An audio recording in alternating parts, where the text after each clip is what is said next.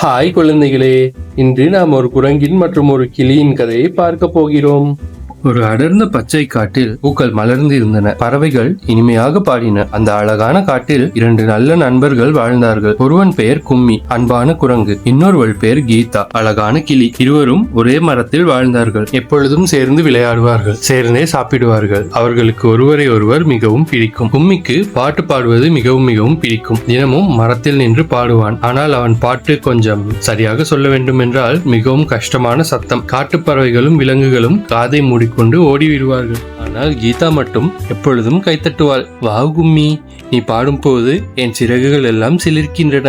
நீதான் காட்டிலேயே சிறந்த பாடகன் என்று சொல்வாள். கும்மிக்கு மகிழ்ச்சி தாங்கவில்லை. நெஞ்சை நிமிர்த்தி நின்றான். ஆமாம், நான் தான் சிறந்தவன் என்று நம்பினான். ஒரு நாள் காட்டில் பெரிய அறிவிப்பு வந்தது. இந்த வருடம் காட்டு பாட்டு போட்டி நடக்கிறது. வெற்றியாளருக்கு அழகான தங்க கோப்பை பரிசாக கொடுக்கப்படும். கும்மி உடனே ஓடி வந்தான். கீதா, நான் போட்டியில் கலந்து கொள்கிறேன். நான் கண்டிப்பாக வெற்றி பெறுவேன் என்றான். கீதாவும் உற்சாகமாக சொன்னாள். ஆமாம் கும்மி, நீதான் வெற்றி பெறுவாய். போட்டி நாள் வந்தது. காட்டு விலங்குகள் எல்லாம் வந்து அமர்ந்தன. யானை அழகாக பாடியது. மயில் இனிமையாக பாடியது. காட்டு விலங்குகள் கைத்தட்டி மகிழ்ந்தன. இப்பொழுது கும்மியின் முறை வந்தது. கும்மி மேடையில் நெஞ்சை நிமிர்த்தி நின்றான். கண்களை மூடிக்கொண்டு வாயை திறந்தான். காடே அதிர்ந்தது. விலங்குகள் எல்லாம் சிரித்தன. சிலர் காதை மூடிக்கொண்டார்கள். கும்மிக்கு கடைசி இடம் கிடைத்தது. தங்க கோப்பை கிடைக்கவில்லை. கும்மிக்கு மிகவும் வருத்தமாகிவிட்டது. தனியாக ஒரு மரத்தடியில் உட்கார்ந்தான். கண்களில் கண்ணீர் வழிந்தது.